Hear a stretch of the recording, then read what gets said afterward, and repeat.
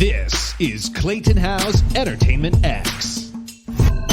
For this episode, I chat with Richard Maltby, and we cover a little bit of everything from set design to work ethic to directing to following the logic and writing lyrics and so much more. So I hope you enjoy this part one with Richard Maltby. We're back. I'm Clayton Howe, and today with me on Zoom is Richard Maltby. Richard, thank you for joining me today. Oh, hello. Very nice to see you. Although I've got there you go. Your sign was right over your face. I've moved it away, so I can now see you. Oh, fantastic, fantastic. There's so much I want to talk with you about today. Before we get to any of it, I want to take it back to the beginning of time for you. What were your entertainment dreams growing up? I wanted to design scenery for the Radio City Music Hall Easter show.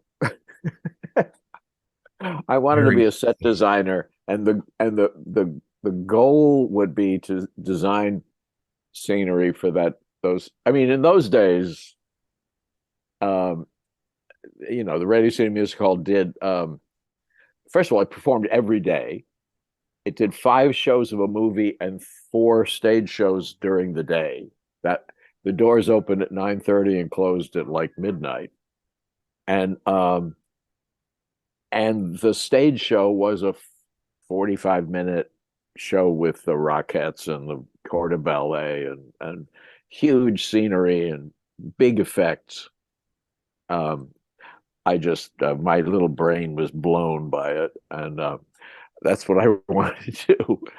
And this lasted all the way through up into college, into my second year in college, when I discovered that I can't draw. And that was going to be a major hindrance to my designing career. Can you break down that defining moment of a shift between set design? I wrote a show in my senior year in prep school, and then I went to Yale, and I wanted to write musicals there, and I fell in. We were in the same. So I was in the same class with a guy named John Conklin, who is a world-class opera designer. Has become. And for a while we designed together. He's the sweetest and kind of most modest person. But in the middle of the second year, he just quietly suggested that instead of us designing together, perhaps we should design separately and see whether the director liked one or the other. And I brought in my set design, which was pretty perfunctory. It was for A View from the Bridge. And he brought in a sort of a floating platform in the middle of the stage. And the director went crazy for it. And all of attention went over to John's set. And I, over on the other side of the room, thought, well, that's the end. That's the end of that. You know the scene in Fame where the dancer doesn't get hired. Yeah. And she goes down to the subway, and you're fairly certain that she's going to jump in front of a subway train. And instead she throws her dance bag in front of the subway train and says, "Screw it, I'm going to be and that's sort of what happened. I sort of went, well, he can't write musicals and I can, so therefore I'll do that. What did your parents teach you about work ethic? I don't know. I had a weird childhood. I mean, after we moved to New York and when I was 7, and it was I don't know if you know the town of Syosset, Long Island, which is now a really big town, but it was small. It was really small. When we moved there, my class through 8th grade was never larger than 13. I mean, that's the whole class. And so not surprisingly, I didn't have a lot of friends who were, interested in what I was interested in. Okay. It never bothered me. My grandfather had given me a bunch of marionettes, which my mother put in a drawer and we forgot about, but I pulled them out one day and there was also a little sort of a cardboard stage, and I got interested in that. And then I started to design scenery for my little stage. And my father, who was a music arranger on the staff of NBC and ABC, in those days in radio you had the summer off. The shows went from September to June, and July and August were off. That was like summer replacements and things. And he had the summer off, and so he decided to build me a marionette stage, a real marionette stage with lights and everything. And so I would put on shows that had music, and then basically the sets changed. That was occasionally a marionette would dangle across the stage, but I didn't care about the marionettes at all. I just wanted to have scenery change. So, and I would come home and I would go down and I was building a puppet and I would making scenery and everything. And I was perfectly happy. Yeah. So my father worked at home, so I always saw him working. And he was kind of, starry-eyed. He was from Evanston, New York, Illinois, and his idea of a really good time was to go to Times Square, stand in the middle, and look at the lights. That was what. So I was screwed from the day I was born, I guess.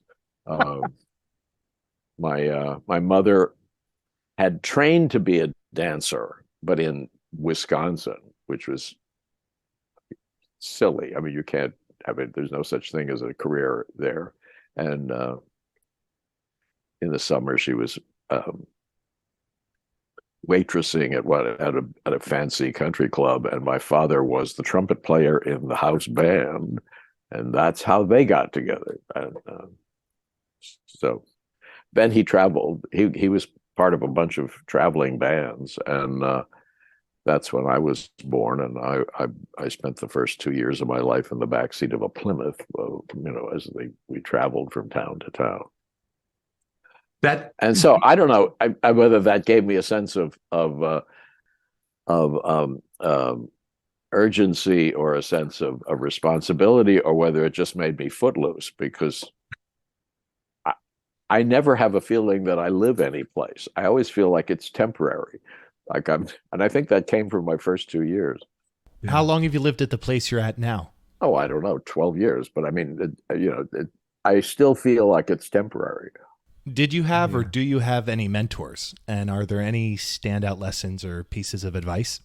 I wrote for myself. I wrote a show in prep school.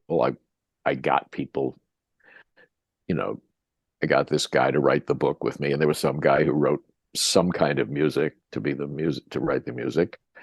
Thing is that nobody wanted to write the lyrics. Nobody even knew what that meant. So I had to write the lyrics.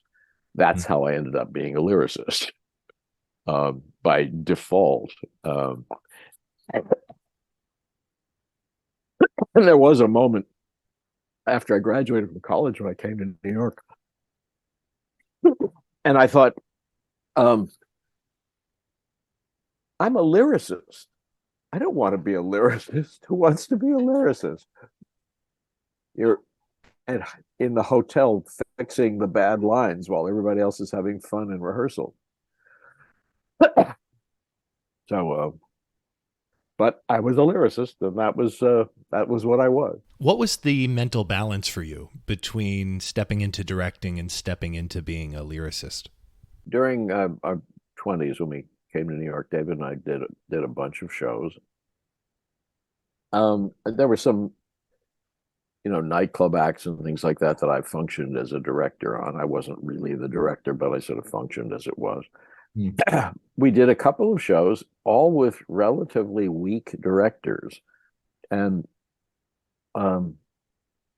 they would always do really strange things to, they'd stage a number. I think we write so clearly and so obviously who could ever misunderstand this song? I mean, it's just so clear. Yeah. And then a director will put it on the stage, and it's like completely wrong. I mean, if it's supposed to be serious, they'll play it as a comedy, the other way around. And so after a certain amount of time, I began to think I should become a director out of self-preservation. Just I've never trained as a director. I don't know anything about being a director, but I can't be worse than they are. So I mean, that was exactly my choice. I mean, do I know anything? No, I don't. Could I be worse than anybody ever directed me? Oh, I can't be. That's a piece of cake. I mean, so when I was really 30, David took a job in California. And I decided to take that time to sort of train myself as a director. And that was, and to do that, I thought everybody's got 10 years on me. They trained in school. I didn't train in school. They know something. I don't know anything. And then I thought, well, I'll just give myself a schooling. And so I said yes to everything. I did benefits and nightclub acts and one-man shows, and I created things that I could direct that would be in little, tiny places someplace. I got a revival of Juno to be the Mark Blitzstein musical to be done at Williamstown. And then I ended up letting Arvin Brown, who was then a major director, direct it. And I realized watching him do it, and he's a real world-class director, he didn't understand musicals. And I thought, okay, he's a better director. He's a trained director. He doesn't know musicals. I do. So that's a plus. And then I was pursuing it, and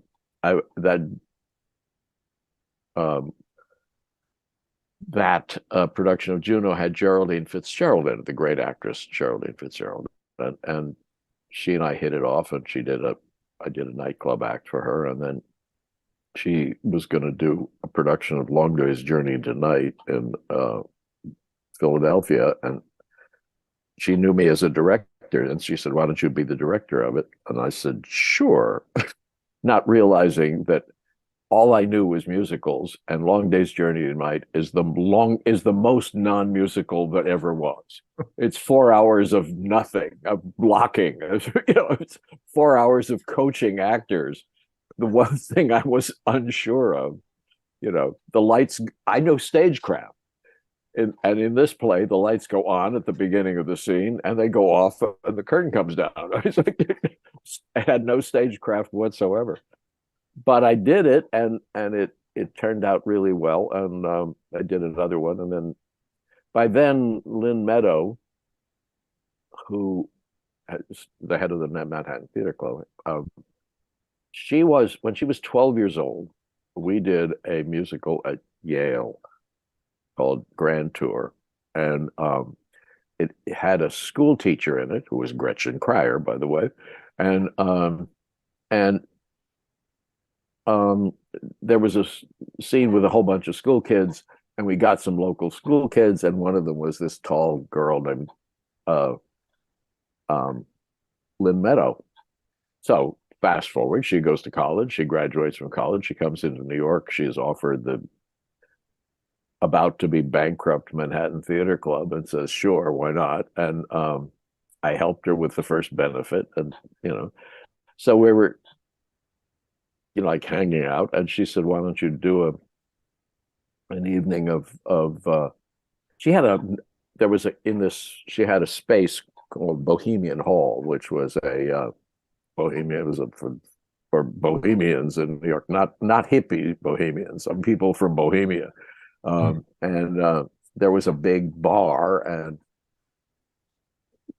there was they could put they did nightclub acts there, and she was trying to figure out whether there was any possibility of doing anything artistic there. And she suggested that maybe that I do an evening of songs that David and I did. And I thought, that's great, because I wanted to direct my own songs. And so I did that. I discovered because I started to make the same mistakes that directors had made with me, that our stuff is actually quite subtle. It really isn't as obvious as it seems. They're theater songs, which means that there's a subtext, and the subtext is largely against the grain of what the songs appear to be. There'll be this bouncy melody for a serious dramatic moment, or the other way around.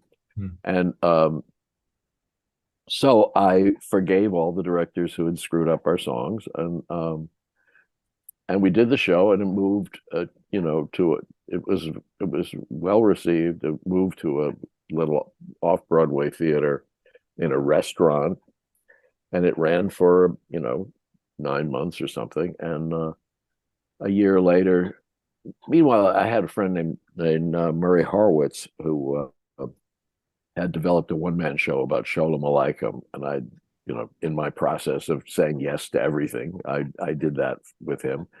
And he's a jazz buff, and he said, after we did our show, I should do a show about Fats Waller's music. And so we tried to make a book musical out of it, but it didn't go anywhere. The book musical, Waller died at 37. There's no second act to his life. So we stopped and put it aside. And Lynn said, well, you were all enthusiastic about the Waller music. Why don't you do a little nightclub act using the Waller music? So having nothing better to do, I said, sure. And we had auditions, and then came these unknowns, Nell Carter and Andre DeShields and Ken Page, Charlene Woodard and Armelia McQueen. And I said, oh, wow. We went into rehearsal with a stack of sheet music and some good ideas and this cast. And we rehearsed for 4 weeks, and we opened, and the audience went crazy the moment we opened, and we ran for 4 weeks. We closed. A month later, we went back into rehearsal for Broadway. A month after that, we opened on Broadway, and a month after that, we won every award you can win on Broadway. And suddenly I was a Broadway director. When it was happening, did it make sense to you? Did it feel right? Or were you not even thinking about that and just kind of doing the thing? Well, I was following the logic of it. It was a mystical experience. It seemed like, we replaced the musical director after 1 week. We replaced, I had to find a choral guy to do fabulous vocal arrangements, and Steve Sondheim recommended a guy who was completely unknown, who turned out to be spectacular. And everything, it had a feeling of rightness to it. Every time we made a choice, it seemed to be, it reverberated through the rest of the process. And just in case I haven't made this clear, this ended up being "Ain't Misbehavin'." This was a gigantic hit. Familiar with it.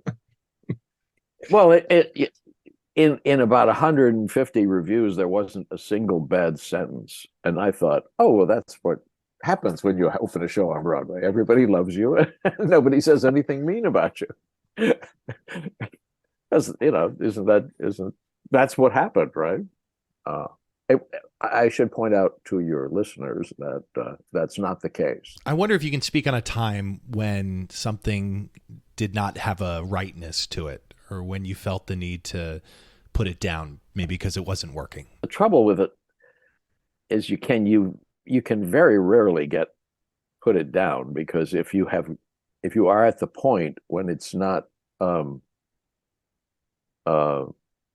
working, then you're probably in production, and so therefore you have to go forward. You can't just sort of say, oh, I mean, you can, I suppose, shows close out of town and things like that, but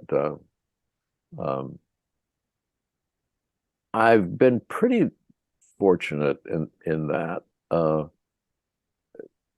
even when shows are really strange, like, I mean, Baby went through a tremendous amount of change during its pre-Broadway life, and on the first day of our Broadway rehearsals, we had done a lot of rewriting before that, and we read through the script, and it didn't happen. It just was sitting there. It was not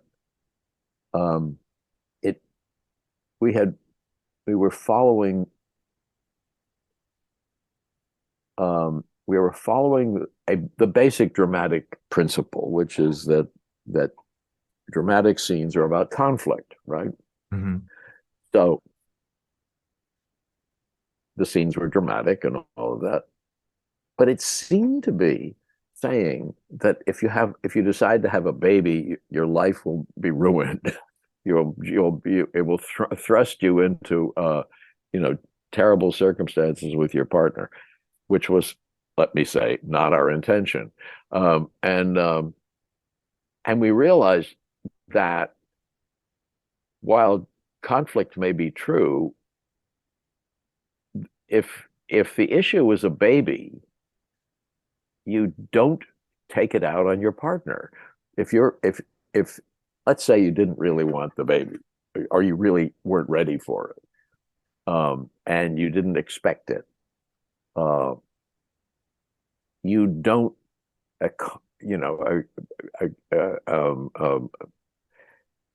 accost your wife and say, why did you do this to me? You say, I couldn't be happier, because the issue was a baby. And so suddenly we realized that when the issue is a baby, you tend not to talk about the issues. You tend to, there is an enormous amount of subtext. You keep a whole lot of stuff buried in it. And so we started rewriting it to make the scenes that.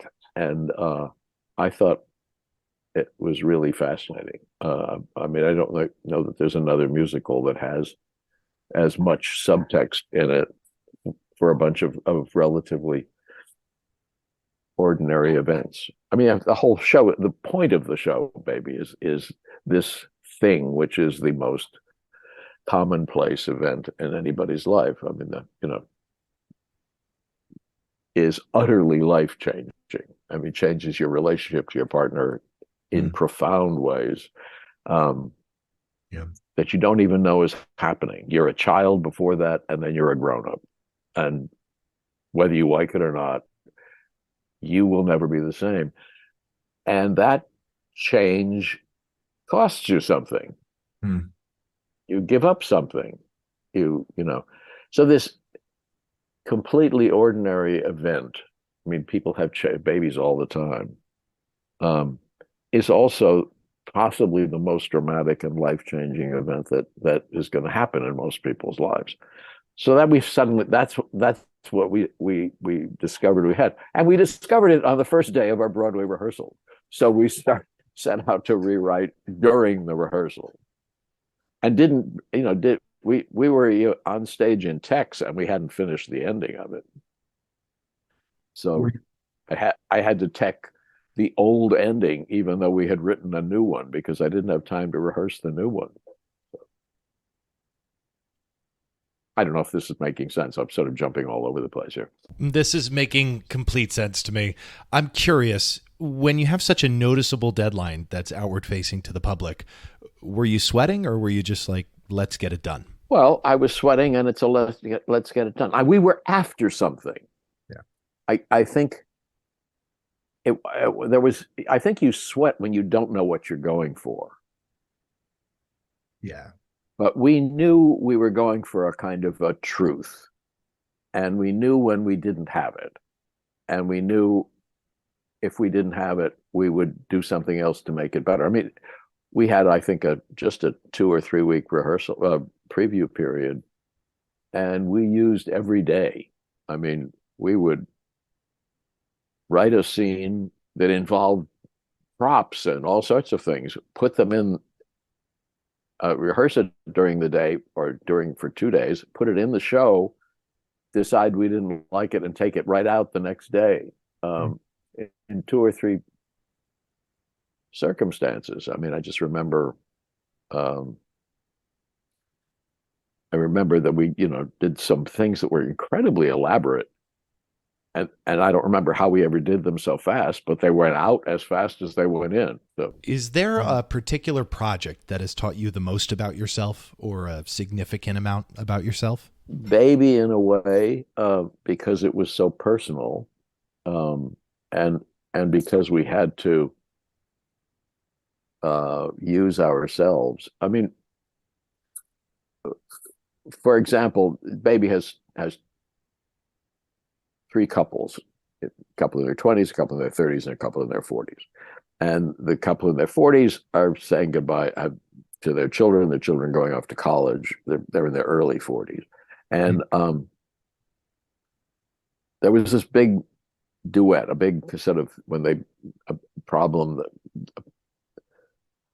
that it sort of breaks up their marriage, because they've been parents all their life, and they don't have any, they have to go back and be a couple again, and they don't know how to do it. And they have this duet, and David had written this gorgeous melody, and we had this title called "And What If We Had Loved Like That?" And I wrote this lyric, and it was elaborate, it was pretty, but it just didn't seem to be truthful enough. And I remember flinging myself on the floor saying, I have no talent. Why am I, a really talented person would know how to solve this.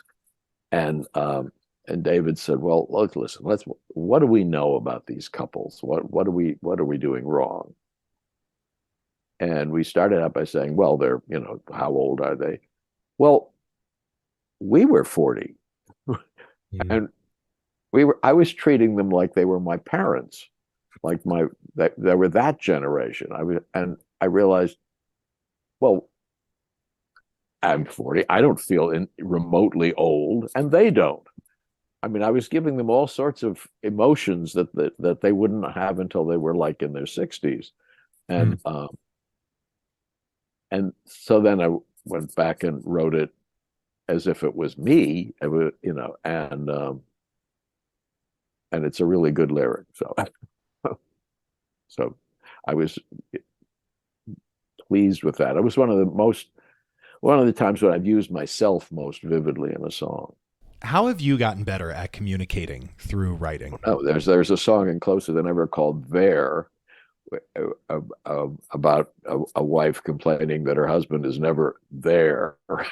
That he's present, but he's never there. And the husband is trying to figure out what on earth she means by that, because he doesn't understand it. He's always there, so why is she complaining?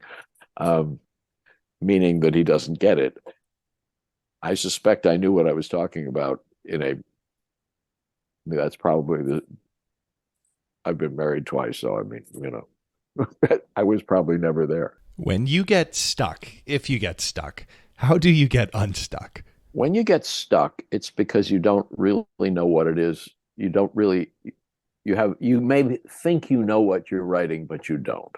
You think you know what you're writing, but there's actually something else there, and you don't know what it is. And so if I write a lyric and it's not good, or I don't feel like I've really matched I don't have the goods in it,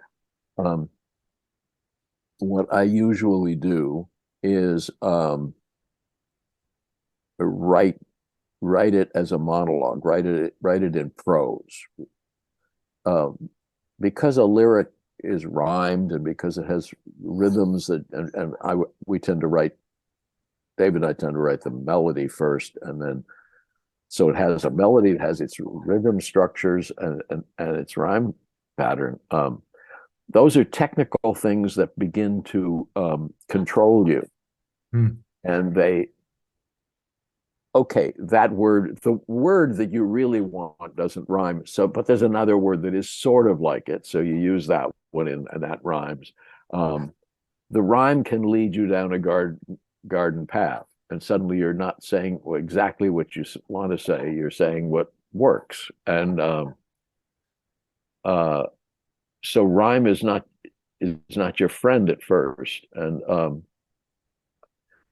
so when you write it in prose, you just go for what's going on, and you're not worried about what the actual lines are. And when you write it in prose, auxiliary ideas find their way into what you're writing, and you suddenly find yourself writing, and he smiled. Why did he smile? I mean, that wasn't what I thought was going on. Oh, I get it. Or you find yourself writing,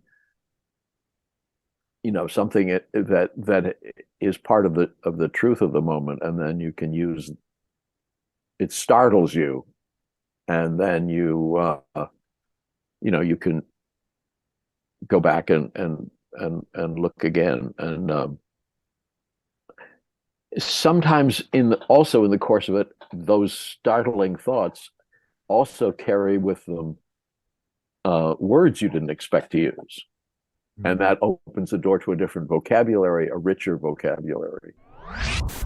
You've been listening to Entertainment X, the podcast. You can follow Entertainment X on Instagram at _EntertainmentX_. If you haven't yet, go to Apple Podcasts and subscribe, rate, and review this podcast.